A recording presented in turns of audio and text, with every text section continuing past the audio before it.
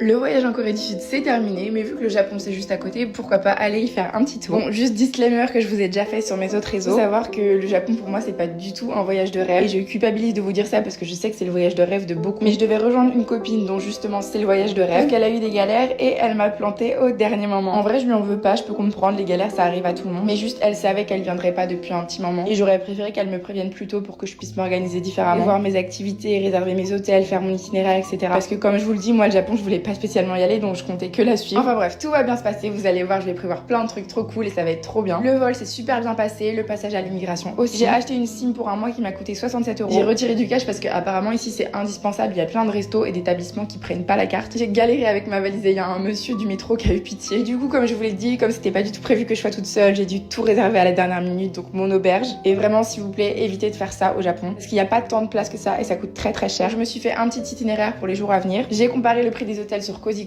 comme d'habitude. Ça m'a aidé à trouver les établissements les moins chers, même si ça reste très cher. Et donc là, c'est ma première auberge dans laquelle je vais passer une semaine à Tokyo. Et franchement, elle est bien, elle est grande, il y a plein de douches, plein de toilettes, plein de lits. Par contre, au Japon, les ambiances des auberges, c'est vraiment très différent. C'est pas du tout convivial ou quoi, c'est vraiment que des capsules. En gros, c'est juste des lits avec des petites portes et vous y allez vraiment que pour dormir. Donc moi, je me suis organisée en mettant ma valise dans le fond. J'ai vraiment hâte de découvrir cette ville, ce pays, parce que du coup, j'ai trouvé vraiment plein de trucs hyper sympas à faire. Donc maintenant, je suis vraiment excitée à l'idée de commencer ce séjour, même si ça va pas se passer comme prévu à la base. Vraiment beaucoup de choix dans les convenience stores, c'est trop marrant, c'est tellement différent de la Corée du Sud. Pareil, les toilettes ici, je le savais, mais j'avais complètement oublié, c'est avec plein de fonctionnalités. Par contre, un truc que j'avais pas prévu, c'est les prises. Il y a des prises où mon adaptateur américain ne passe pas. Du coup, j'avais pas d'adaptateur pour mon téléphone, enfin, c'était un peu une galère. Mais je réglerai ce problème demain. C'est ma première journée au Japon et c'est une première journée super chargée. Vous allez voir, j'ai vraiment fait plein de trucs et j'ai passé une trop bonne journée. Alors par contre, quand on arrive dans un nouveau pays, en général, les transports en commun, c'est vraiment pas évident. C'est pas toujours intuitif et j'avoue qu'au Japon, j'ai galéré à comprendre le système. Mais une fois que t'as compris, c'est bon, ça va. C'était ma première promenade dans les rues de Tokyo et j'étais obligée d'aller manger et boire du matcha. Évidemment, je vous en parlerai dans le What I Eat. Et ensuite, je suis partie voir des escaliers. Mais attention, c'est pas n'importe quels escaliers. Là, les fans d'anime vont reconnaître. Alors faut savoir que moi, je suis pas du tout une fan d'anime, j'en ai vu que très peu. En revanche, Your Name, c'est un anime que j'ai vu plusieurs fois et que j'adore. Et faut savoir que les escaliers de la scène finale existent dans la vraie vie. Donc évidemment, il y a plein de fans qui viennent prendre des photos, mais c'est trop cool. Et alors là, j'étais obligée d'aller voir ça. C'est la statue de Hachiko. Pour ceux qui ont vu le film Hachi, c'est une histoire vraie. Je vous ai mis le résumé, mais c'est un petit chien qui accompagnait tous les jours son maître à la gare. Et un jour, son maître est décédé pendant son déplacement. Et le chien a continué à l'attendre pendant 10 ans. Tous les soirs à la gare. Du coup, ils en ont fait une statue à son effigie à la gare de Shibuya. Là où le chien attendait tous les jours son maître. Et je trouve que c'est un truc de ouf. Alors vraiment, ce film, je l'ai vu plein de fois, j'ai autant pleuré à chaque fois. Donc si vous êtes sensible et que vous aimez les animaux, vraiment le regardez pas. Et donc là on est à Shibuya, je crois que c'est l'endroit le plus célèbre de Tokyo. Parce que c'est un croisement où toutes les voitures s'arrêtent et il y a une densité de personnes énorme. Ça je devais absolument le tester au Japon, c'est les petits trains qui vous apportent des sushis. Purée, c'était tellement stylé, je vous en parlerai aussi dans le What I Eat. Et j'ai découvert le magasin Don Quichotte avec encore une fois la statue de Hachi. Et clairement ce magasin c'est l'enfer sur terre, il y a tellement de conneries. Que ce soit au niveau de la bouffe, des accessoires, des produits de beauté, des souvenirs, enfin il y a vraiment de tout, tu peux y passer des heures, c'est sur 7 étages.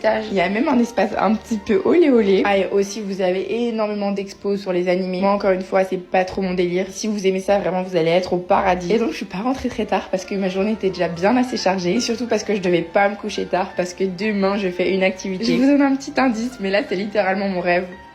La petite fille en moi est en train d'hurler, les gars, je suis allée à Disney Tokyo. Tokyo, c'est comme à Paris, vous avez deux parcs différents, donc Disneyland et Disney Sea. Un peu comme nous, Disneyland et Disney Studio. C'est trop bien parce que les parcs sont hyper accessibles, ils sont à peine à 1 heure de Tokyo. Par contre, la queue, je n'ai jamais vu ça de ma vie à Disneyland Paris. Pourtant, dites-vous que je suis arrivée avant l'ouverture. Donc moi, j'ai choisi d'aller dans le parc Disney Sea parce que c'est là où il y a le plus d'attractions qui font peur. Dès que vous arrivez, il faut absolument installer l'application. C'est ce qui va vous permettre de voir le temps d'attente de toutes les attractions. Dès le matin, il y avait 3 heures d'attente pour Soaring Fly et il y avait 1h30 pour Raging Spirit. Sauf que vu que je suis en single rider, j'ai pu passer prioritaire. Même pas attendu 5 minutes, j'étais trop contente. Et en gros, leur Raging, c'est notre Indiana Jones. Et leur Indiana Jones, du coup, c'est une attraction hyper différente de la nôtre. Elle fait pas peur du tout, mais les animations sont hyper bien faites. Même pour manger, il y a des files d'attente énormes. J'ai mangé plein de trucs, donc comme d'habitude, je vous fais un What I Eat à part. Et donc, malheureusement, toutes les attractions ne proposent pas de passer en single rider. Donc, j'ai fait ma première longue file d'attente, c'était 50 minutes pour Nemo. Et en fait, je pensais que ça allait être comme notre Crush Coaster en France. Pas du tout, ça fait pas peur du tout, c'est pour les enfants, c'est une animation en 3D. Donc, j'étais trop trop dégoûtée d'avoir attendu pour ça. En France, il n'y a pas le droit de faire des cosplays pour pas être confondu avec les membres du staff. Mais ici, vous avez tout à fait le droit, donc vous verrez plein de gens déguisés partout. J'ai fait 1h30 d'attente pour la tour de la terreur. Et le thème, c'est pas du tout le même que nous sur la 4ème dimension. C'est sur l'histoire d'un mec qui a ramené une statue maudite dans un hôtel. J'ai demandé à ChatGPT parce que ici, ils parlent qu'en japonais, ils traduisent pas du tout en anglais. Alors en vrai, elle faisait peur, mais j'ai trouvé qu'elle faisait un peu moins peur que la nôtre. Je sais pas si elle était moins haute ou quoi, ou si c'était juste dans ma tête. Vous pouvez aussi faire de la gondole comme à Venise. Je vous recommande de le faire au coucher du soleil, c'est juste incroyable. Ensuite, j'ai fait 20 000 lieues sous les mers. Encore une fois, on pouvait pas le faire en single et j'ai attendu un peu moins d'1 heure. Mais cette attraction est tellement bien faite. Franchement, je savais pas si j'étais vraiment dans l'eau. Ça faisait tellement réaliste, mais en fait, c'est juste une illusion avec des bulles dans la fenêtre. Et alors là, c'est l'heure du petit coup de gueule. En gros, le parc Fantasy Spring a ouvert en 2024. Il est sur le thème de la Reine des Neiges. Et normalement, il est accessible juste avec ton ticket Disney Sea. Sauf que dès le matin, en fait, tu dois t'inscrire en liste d'attente. Moi, je suis arrivée dès l'ouverture et il y avait déjà plus de place. Donc, j'ai pas pu aller dans le parc. J'avais trop le seum, donc j'ai refait le raging en single rider. Encore une fois, j'ai pas du tout attendu. Et alors, normalement, à Paris, je serais jamais montée sur les petits bateaux comme ça, là. Et ça m'a permis de voir le coucher de soleil et regarder comme c'était magnifique. On voyait la lune, le soleil se reflétait sur les bâtiments. Enfin, c'était vraiment incroyable. Et donc, c'était l'heure d'aller faire le soaring. Comme vous pouvez le voir, il y avait beaucoup moins d'attente que ce matin. Et pourtant, j'ai quand même attendu 2h30. C'est juste énorme. J'ai jamais autant attendu pour une attraction. Et en plus, je savais pas, mais c'est une attraction en 3D. Normalement, j'aime pas ça, mais alors je regrette pas du tout de l'avoir fait. C'était tellement réaliste. Genre, j'en ai pris plein les yeux. C'est une des attractions les plus populaires du parc. C'est pour ça qu'il y a autant de queues. Et en vrai, je comprends tout à fait pourquoi. Et du coup, figurez-vous qu'après avoir passé la journée à rafraîchir la page pour avoir accès au parc Fantasy Spring, j'ai fini par avoir un accès. Donc, comme Raging Spirit, c'est juste à côté, j'ai refait une 3e fois. Encore une fois, je suis passée en 5 minutes alors qu'il y avait plus d'1 heure de queue. Si j'avais pas été toute seule, je sais même pas si j'aurais pu le faire une fois. Et donc, l'accès au parc me donnait que accès à l'attraction Peter Pan. J'ai pas du tout eu accès aux attractions liées à Elsa. Donc, j'étais un peu dégoûtée parce qu'en vrai, on paye le prix de la place comme tout le monde. Et comme je suis arrivée à l'ouverture, j'aurais dû avoir une place aussi. Sinon, vous pouvez acheter des passes en plus qui sont payants et qui vous donnent forcément accès. Mais je trouve que le système est vraiment mal fait. Et en plus, le feu d'artifice a été annulé. Mais bon, globalement, j'ai quand même passé une très bonne journée.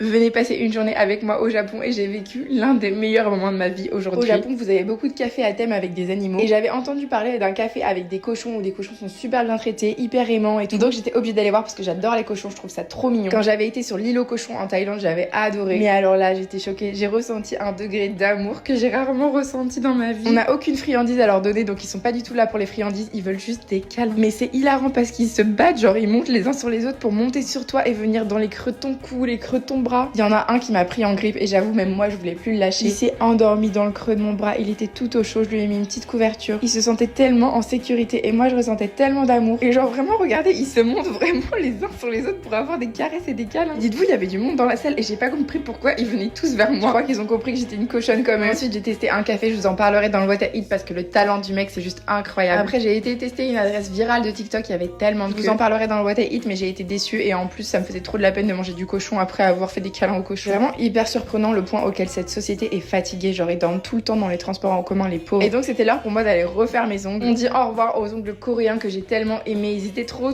beaux. Et on dit bonjour aux ongles japonais qui n'ont rien à voir mais qui sont tout aussi magnifiques. Je vous ai préparé une vidéo dédiée pour vous montrer tout le processus. J'ai été dans ce bar qui coûte beaucoup trop cher mais dont la vue est juste incroyable. Moi je vous recommande juste de prendre un cocktail parce que ça coûte déjà bien assez cher. Vous avez une vue sur la tour de Tokyo et le bar est tellement chic. Vous voyez c'est le genre de bar dans les films quand les filles disent je vais me recoudrer le nez, bah c'est exactement ces toilettes là. Parce que ma journée m'a coûté beaucoup trop cher et que j'ai beaucoup trop dépensé, j'ai fini au 7-Eleven pour le dîner. Merci aux auberges qui me permettent de faire des économies sur les hôtels et de me payer des ongles à 180 €.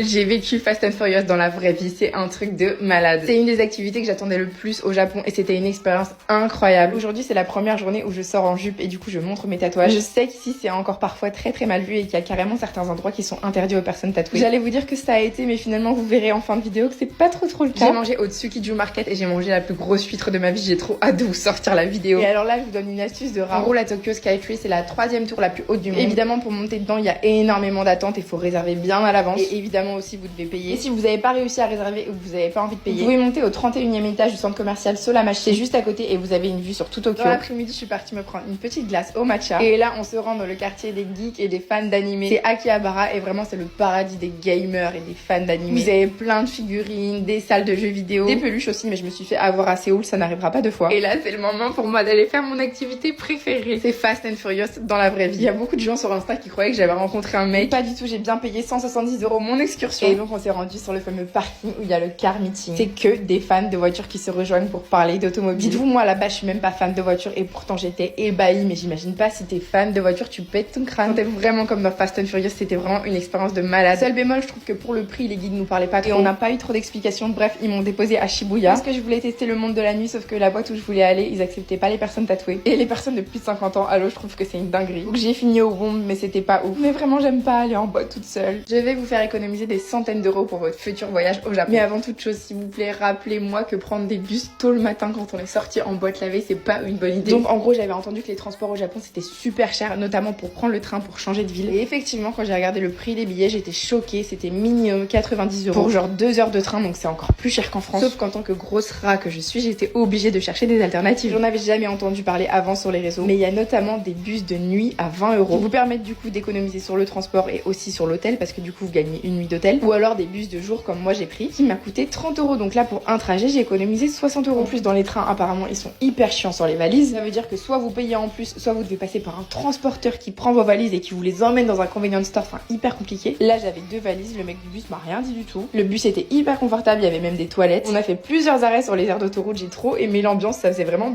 ambiance de voyage. C'était hyper confortable, j'ai pu dormir pendant presque tout le trajet. Par contre arrivé à Kyoto, je galérais avec mes valises. J'ai eu du mal à trouver mon adresse, il y a une japonaise qui m'a vue de loin, elle a eu pitié de moi, elle est venue à ma rescousse. Mais vraiment pensez à cette alternative des bus. Mon auberge est très bien, comme d'habitude il y a tout l'essentiel, rien à dire. Et comme presque toujours au Japon, c'est donc un système de capsule. Donc vous avez un petit lit avec une porte ou un rideau. Et il y avait enfin des prises où je pouvais brancher mon adaptateur américain. Donc je vais enfin pouvoir me relisser les cheveux, je suis trop contente. Le lit est super bien équipé, il y a même une poubelle, plein de rangements. Franchement trop bien. Si on m'avait dit ce matin que ce soir je finirais dans une love room au Japon, j'y aurais pas cru. Je vais vous raconter tout ça, mais commençons par le commencement. La journée avait pourtant commencé très normalement. Je suis allée au très célèbre Nishiki Market. J'ai mangé plein de choses, dont des trucs hyper originaux, donc je vous ai préparé un what I eat à part comme d'habitude. Cette ville est assez petite et vous pouvez faire plein de choses à pied. Moi je vous recommande d'éviter les bus parce que se perdre dans les petites rues c'est la meilleure façon de découvrir l'authenticité d'une ville. Et donc j'ai marché jusqu'au célèbre sanctuaire Inari. Il est hyper connu pour ses milliers de torii rouges, vous l'avez déjà forcément vu passer sur TikTok ou Instagram. L'accès y est gratuit, c'est vraiment super joli, et si vous voulez marcher jusqu'au sommet ça prend environ 2 à 3 heures. Après ça c'est uniquement ce que je vous montrerai si j'étais une grosse mytho. C'est ce qu'on voit d'ailleurs la plupart du temps sur les réseaux, mais la réalité derrière faut savoir que c'est ça. C'est vraiment ultra touristique et vous devez énormément marcher pour vous éloigner des foules. Je suis pas montée jusqu'au sommet parce qu'il commençait à faire nuit, mais le point de vue d'ici était hyper joli, il y avait le coucher du soleil. Également aller voir la très célèbre rue qui donne vue sur le Hokanji Temple. Le soir et le matin c'est vraiment les seuls moments pour y aller, sinon c'est blindé. Et donc là j'étais en stress total. Ceux qui m'ont sur mes autres réseaux le savent parce que pour le coup j'ai vraiment tout partagé avec vous là-bas. J'ai fait toutes les story time et très approfondies en avance, donc faut vraiment m'avoir là-bas parce que je vous jure vous ratez. J'ai eu un date avec un japonais mais qui maintenant vit aux États-Unis depuis 4 ans. Presque rien filmé du date mais c'était trop cool, il m'a trop fait rire. Et femme qui rit à moitié dans ton lit ou complètement. Donc faut savoir qu'ici au Japon tu peux pas ramener une fille chez toi tant que t'es pas marié avec elle, genre c'est pas dans la culture. Donc j'étais hyper choquée d'apprendre qu'ils ont des love rooms. Et tous les jeunes couples y vont pour faire leurs affaires. Et les chambres sont vraiment hyper stylées, c'est pas du tout glauque. Le concept est ouf, genre c'est comme un distributeur de boissons sauf que c'est des chambres. Mais le lendemain la walk of shame c'était violent. La walk of shame quand tu sors d'un love hotel au Japon, je vous raconte pas. Si vous avez vu mon vlog d'hier, vous avez vu que hier soir je me suis bien amusée. Mais aujourd'hui je me suis quand même levée tôt parce que c'est mon dernier jour à Kyoto. Et il me reste quelques trucs à faire. Un conseil, manger vraiment dans cette rue. Il y avait plein de petits trucs à manger que j'ai vu nulle part ailleurs. Malheureusement j'avais archi mal au ventre donc j'ai juste pris cette patate douce au beurre et au miel qui était excellente. Mais il y avait tellement de trucs qui me donnaient envie, je vous jure. Alors ce temple je voulais absolument le visiter parce que c'est un des plus connus à Kyoto. Il est super beau. L'entrée est payante mais c'est vraiment pas cher. Le seul problème c'est que c'est vraiment ultra touristique. Ok c'est super joli mais là imaginez 15 personnes qui me poussent derrière pour prendre des photos. Il y a vraiment un réel problème au Japon dans certaines villes, notamment à Kyoto. Avec le tourisme de masse, c'est assez impressionnant. J'ai tellement regretté de pas avoir pris de voiture et d'être pas partie dans les petites villes aux alentours. J'ai tombé sur cette petite boutique de céramique et j'ai ramené des petits souvenirs. Et là, j'ai trouvé un parc que je voulais absolument visiter et il est pas hyper touristique. Il y a quand même des touristes, hein. On est à Kyoto. J'étais impressionnée de la manière dont c'était calme comparé à certains autres endroits. On peut entendre le bruit des oiseaux, des arbres. En plus, j'y étais pour le coucher du soleil, donc c'était vraiment trop beau. On pouvait apercevoir la lune et il y avait des oiseaux tout autour. Ça, c'était juste magique. Et alors, un truc que j'avais pas encore mangé au Japon, c'est les ramen. Donc il était grand temps pour moi de tester. C'est mon copain japonais qui m'a recommandé l'adresse et c'était trop bon, je vous en parlerai dans le what I eat. Et sur ma to-do list, je devais absolument faire le match au bar. Dès que vous arrivez, que vous soyez un garçon, une fille, grand, gros, ils vont vous porter et vous emmener à votre table. Faut vraiment le voir de manière ironique, hein. Ils ont des beaux corps certes, mais tout est de l'humour, ils sont pas comme ça dans la vraie vie évidemment. Et voilà, c'est trop drôle, ils montrent tout le temps leurs muscles. Ils peuvent même vous porter en faisant le tour de la ville, mais ça coûte 180 €. Et je suis rentrée en taxi parce qu'il y a pas de bus de nuit au Japon. C'est impressionnant pour un pays si développé. Ça fait 2 mois que tous les 4-5 jour je bouge d'hôtel en hôtel avec 35 kilos sur le dos, j'en peux plus. Tu sais qu'au Japon il y a un service de transport des bagages d'hôtel en hôtel, mais les gars j'ai plus d'argent. Là vraiment heureusement mes dernières activités je les ai réservées à l'avance parce que je suis à sec. Je savais pas qu'au Japon il y avait des wagons uniquement pour les femmes, c'est trop cool. Le trajet pour bouger de Kyoto à Osaka m'a coûté que dalle, moins de 5 €. Et je suis arrivée à mon auberge, je vous mets le nom parce qu'elle était trop cool, vraiment super grande et confortable et surtout bien située. Surtout si vous voulez aller à Universal Studios, c'est vraiment à 10 minutes à pied. Quand j'arrive dans une nouvelle ville, généralement je prévois pas d'activité, juste je mange et je me dis que je vais me balader un peu pour capter la vibe. Là j'ai testé un truc que je voulais trop tester depuis que je suis arrivée au Japon. Et aussi cette adresse tellement drôle, mais je vous en parlerai dans le Wattay. La ville est vraiment hyper différente de Kyoto. C'est plus des grands buildings et tout, donc ça me rappelle un peu Tokyo. Donc moi je suis venue ici pas spécialement pour la ville, mais plus pour visiter d'autres petites villes aux alentours. Et aussi évidemment, comme je vous l'ai dit, pour aller à Universal Studios, c'est un des rêves de ma vie, donc je suis trop contente. Pas rentrée tard aujourd'hui parce que j'ai été KO, je me suis douchée. D'ailleurs la salle de bain est hyper spacieuse et les toilettes sont fermées, genre vous voyez on n'entend pas les bruits, ça c'est hyper bien. Par contre j'ai eu trop peur, j'ai cru que dans la douche il y avait une caméra, mais en fait c'est un détecteur de mouvement. Et donc je me suis pas couchée tard parce que demain je vais bouger toute la journée, visiter plusieurs villes dont Nara et Kobe. Pour les biches et le bœuf j'ai trop hâte. Je suis tellement excitée à l'idée de cette journée. Je vais faire 2 trucs que je voulais absolument faire au Japon. On commence par 1 heure de train pour me rendre dans la ville de Kobe. Là les amateurs de bonne viande, ce nom va vous être familier. Effectivement le bœuf de Kobe c'est un bœuf wagyu, donc un bœuf japonais. Il est produit dans la ville de Kobe, donc il y a vraiment du bœuf partout ici. Et donc c'est un bœuf wagyu qui doit respecter certains critères pour avoir cette appellation. Je vous en parlerai dans mon What I Eat parce que j'ai plein de choses à dire. Et cette journée c'était un peu la course parce que c'est déjà l'heure de me rendre dans la deuxième ville. C'est la ville de Nara à 1h30 de Kobe. Pareil, peut-être que cette ville vous est un peu familière parce qu'elle est très très connue. C'est une ville où les cerfs et les biches sont en liberté. C'est vraiment impressionnant à voir parce qu'elles se sont totalement acclimatées à cet environnement. Elles traversent sur les passages piétons, elles s'approchent des humains. Donc là vous voyez elle m'a salué avec sa tête. Au fil des années ils ont appris à saluer les humains parce qu'ils ont constaté que quand ils saluaient, les humains leur donnaient des friandises. C'est un peu comme un tour que vous pouvez apprendre à vos chiens. Donc vous pouvez les nourrir, les caresser et tout, mais attention, on vous rappelle souvent que c'est des animaux dangereux, enfin qui peuvent être dangereux parce que ça reste des animaux sauvages. Donc faut quand même rester très vigilant. Moi, il y en a une qui m'a pincé les fesses parce que je voulais pas lui donner un gâteau. Je vous conseille vraiment d'aller un peu vous perdre dans les bois parce qu'en vous éloignant, c'est là que vous allez vraiment en voir dans leur état naturel. Moi, celle-ci, elle me suivait partout parce qu'elle savait que j'avais des gâteaux. Il y a aussi beaucoup de temples à visiter, à vous de voir où vous voulez mettre votre argent. Moi, j'ai préféré le mettre dans les gâteaux pour les biches. Finalement, je suis restée beaucoup plus longtemps que prévu parce que je passais trop un bon moment. C'était vraiment magique de les voir comme ça dans leur état naturel, de pouvoir les toucher. Et donc, je suis retournée à Osaka. Comme vous pouvez le voir, c'est pas du tout la même ambiance. Et j'ai été rejoindre des abonnés pour aller tester un concept de bar hyper original. En gros, c'est sur plusieurs étages et t'as plein de bars différents avec plein de thèmes différents. Le concept est bon, mais franchement, il est super mal exploité parce que les bars ont pas tous les mêmes horaires. Il y en a qui acceptent pas les touristes. Les prix, c'est aussi souvent un peu à la tête du client. Genre, ils vont vous rajouter des taxes alors que c'est pas écrit sur la porte. Celui-ci, il ressemblait tellement à un squat, c'était hyper drôle. Celui-ci était trop cool, on faisait du karaoké. Et je suis pas rentrée tard parce que demain, j'ai un événement très spécial. J'ai rencontré un japonais à Kyoto et on a passé une soirée incroyable. Je pensais ne jamais le revoir, mais il a décidé de revenir me voir à Osaka, donc à 1 heure de Kyoto. Et donc aujourd'hui on va passer la journée ensemble. J'étais tellement stressée. On peut croire que je suis pleine d'assurance, mais quand j'aime bien quelqu'un c'est autre chose. Le pauvre il s'est dépêché de prendre le train, il a pas eu le temps d'acheter de l'eau, donc en tant que femme mariable je lui ai pris une bouteille. Et le vlog il va être un peu bancal parce que franchement je pensais pas du tout à filmer ce qu'on faisait. Vraiment le fait qu'il soit revenu me voir, je suis trop contente parce qu'en plus on a passé une journée ensemble, donc on a pu beaucoup plus discuter et tout, et c'est tellement enrichissant de parler avec quelqu'un qui n'a pas la même culture que toi. En plus il parle super bien anglais parce que maintenant il vit aux États-Unis, et même il m'a donné plein de petits conseils pour le voyage. Enfin, vraiment je suis tellement contente de l'avoir rencontré. Je pense que ça se voit à ma tête, je fais que rigoler, que sourire. Sauf là par contre j'étais pas contente. Dites-vous, c'est moi qui voulais essayer ça. Regardez ma tête, j'essayais de prendre exemple sur les autres, mais c'est tellement dur, je pensais pas que c'était aussi dur. Après on est parti faire un peu de shopping et j'ai pu voir qu'on avait les mêmes goûts vestimentaires, donc ça c'est cool. Genre on aimait les mêmes trucs et tout, c'était trop mignon. En plus on se tenait la main et tout, on était trop mignons. Et j'ai enfin testé les okonomiyaki et les takoyaki. Les takoyaki c'est des boulettes avec du poulpe et j'ai pas trop kiffé. Par contre les okonomiyaki, là, les espèces de crêpes, j'ai trop kiffé. Lui aussi il a essayé de m'apprendre à manger avec les baguettes, mais je vous jure je galère tellement. Il y a un truc qui bug avec mes doigts, j'y arrive pas. Après on a été sur un rooftop et on a beaucoup discuté, c'était trop romantique. Et on s'est dit adieu de la plus belle des manières qui soit. C'est-à-dire dans une love room, il y avait même un lisseur et un boucleur, j'étais choquée. Et en vrai c'était vraiment une belle rencontre, c'est un garçon qui était hyper intéressant, très drôle, gentil, hyper attentionné et bienveillant, donc j'espère quand même le revoir un jour.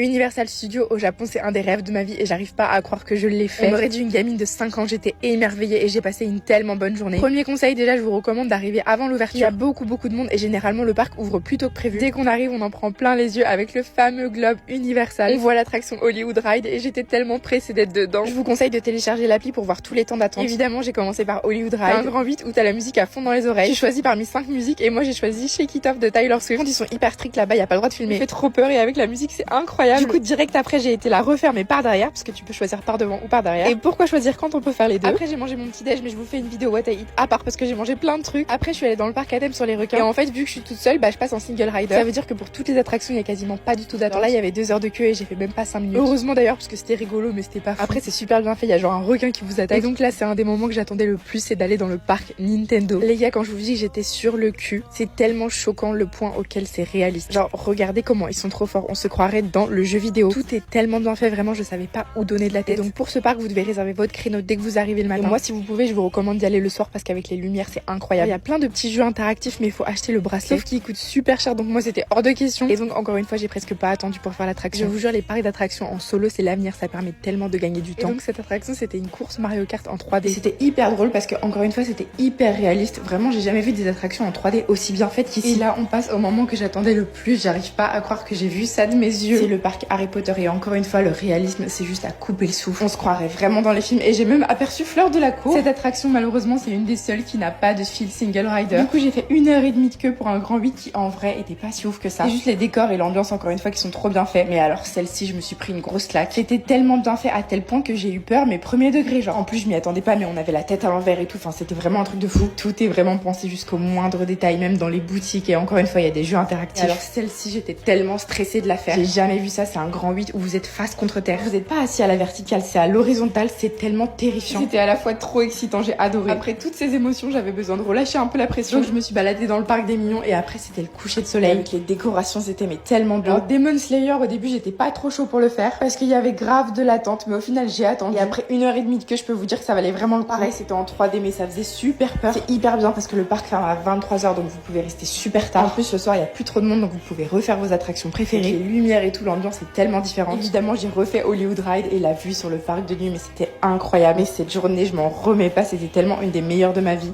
Les compagnies aériennes qui te font payer quand ta valise est trop lourde sont les pires du monde. J'avoue que ça fait 2 mois que je joue avec le feu et que je voyage avec des valises qui sont plus lourdes que ce qui est prévu dans mes billets. Mais jusqu'à maintenant, on m'a toujours laissé passer. Et ça, c'était jusqu'à aujourd'hui avant que je voyage avec la compagnie Jetstar pour me rendre sur l'île d'Okinawa. Je voyais de loin qu'ils commençaient à mesurer et peser tous les bagages cabine. Et là, je me suis dit, je suis dans la merde. Mais par miracle, vu que le mec parlait pas bien anglais, il m'a laissé passer et il m'a pas fait peser mes bagages. Sauf que la fille du comptoir, ça a été une toute autre histoire. Elle m'a fait tout repeser et évidemment, c'était trop lourd. Et elle m'a fait payer 80 € de supplément. 80 €. C'est juste énorme en sachant que sur le site, c'est uniquement 20 €. Franchement, j'étais tellement en colère et tellement triste parce que 80 € en fin de voyage, c'est juste un budget qui est pas négligeable. C'est mon budget pour 2 jours de voyage. Donc j'étais trop dégoûtée, ça m'a vraiment mis dans la merde. Après, c'est de ma faute, j'aurais dû payer le supplément à l'avance, j'aurais payé que 20 €. Mais franchement, c'est toujours passé, donc je pensais que ça allait passer cette fois aussi. Après, j'essaye de voir le positif et je me dis que finalement, cette fois-ci, j'ai payé pour toutes les fois où ils m'ont laissé passer. J'ai fait 2 heures de bus pour rejoindre mon auberge et c'est le monsieur de l'auberge qui est venu me chercher à l'arrêt de bus. Mon auberge est juste incroyable, c'est une petite cabane, vraiment le strict minimum, mais les autres sont tellement gentils et accueillants. J'ai eu un vrai coup de cœur sur cette île, j'ai trop hâte de vous partager tout ce que j'ai fait. Vous allez voir que cette île ressemble pas du tout au reste du Japon. C'est tellement beau, calme et paisible. Le soir, on jouait de la guitare, la journée, je faisais du vélo, je tombais sur des plages paradisiaques, mais de manière tout à fait random. Je me suis baignée dans des rivières. Ce séjour m'a fait trop du bien, j'ai trop hâte de tout vous partager.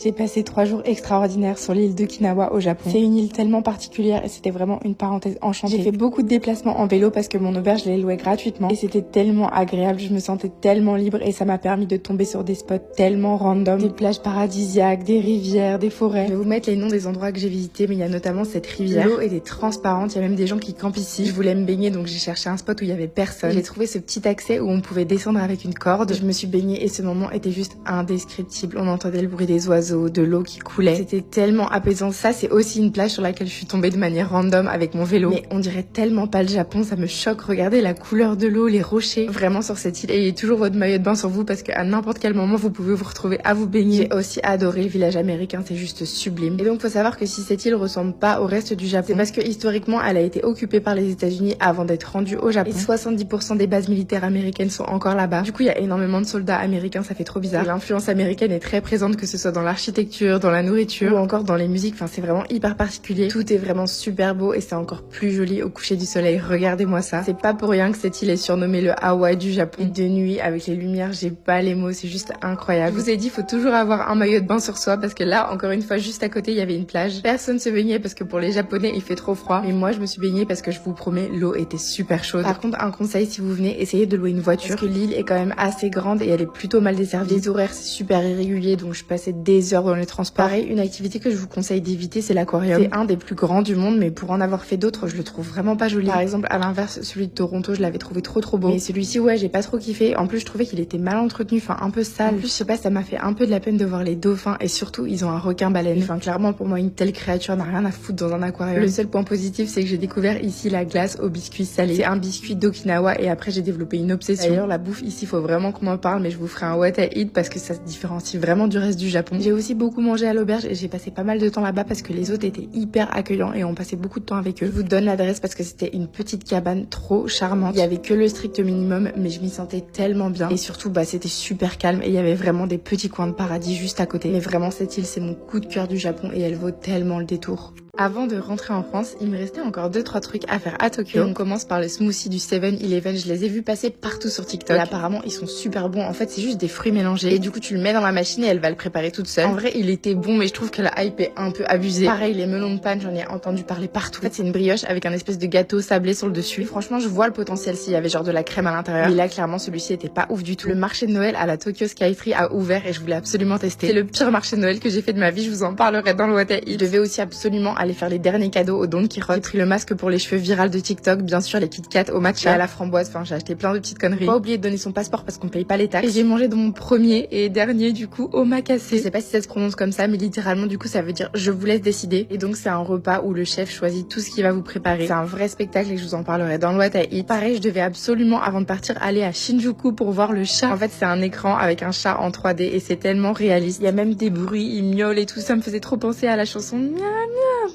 Bref, avant de rentrer, un autre truc que je devais absolument faire, c'est d'aller voir le mont Fuji. Pitié, si vous avez l'occasion, allez dans ce parc d'attractions. Moi, je compte retourner au Japon exprès pour ça. L'erreur que j'ai commise sur cette journée, c'est de réserver une excursion sur Get Your Guide. Parce que je le fais hyper souvent et je m'étais dit, ouais, je vais être tranquille, je vais me laisser porter. Sauf que ça a été tellement mal organisé. C'était tellement bâclé, on a été que dans les coins touristiques. Alors que de loin, on pouvait apercevoir des petits coins hyper tranquilles. On a fait un cours de préparation du matcha hyper expéditif. Ça a duré 3 minutes. Le matcha était pas bon, il était hyper amer, ça se voit à ma tête. Et avant qu'il fasse nuit, ils se sont dépêchés de nous emmener dans un village où il y avait des boutiques, mais c'était que des boutiques hyper touristiques. Vraiment, c'est tellement dommage. Si je pouvais retourner en arrière, je louerais une voiture ou j'irais en bus, en vélo, je sais pas. Et vraiment, il y a des coins magnifiques près du mont Fuji, donc ça vaut la peine d'explorer ça différemment. Et le dernier truc que je devais absolument faire, c'est de monter sur la Shibuya Sky. Je voulais vraiment pas quitter Tokyo sans avoir fait ça et je regrette pas du tout. La vue est vraiment magnifique. On voit tout Tokyo. Il y a des jeux de lumière, c'est juste trop beau. Mon avion est super tôt demain matin, donc je devais pas traîner, mais si seulement j'avais pu rester ici des heures à regarder la vue, vraiment, je l'aurais fait. Je voyais tous ces petits humains, toutes ces voitures et je me disais mais on a tous notre petite vie à nous, c'est trop bizarre. Vraiment dans ces moments-là tu pars dans des réflexions qui partent super loin. Mon hôtel, je vous donne le nom, c'était l'hôtel Graphie. Parce que franchement il était super propre, les espaces étaient super cool. Il y avait même bière gratuite à volonté en début de soirée. Il était propre, les douches et les toilettes étaient séparées. Il y avait soit des chambres individuelles, soit des chambres en dortoir. Moi j'ai pris dortoir parce que c'est beaucoup moins cher. La première fois que je tombe sur une fille qui ronfle autant, j'étais au bout de ma vie. Le pire c'est que les gens qui ronflent hyper fort, c'est toujours ceux qui s'endorment en premier, mais quel culot. Enfin bref, ça y est, c'est la fin de ce voyage de 2 mois. Je suis choquée de la manière dont c'est passé super vite. Et je repars d'ici avec des souvenirs plein la tête et je suis tellement reconnaissante d'avoir vécu tout ça.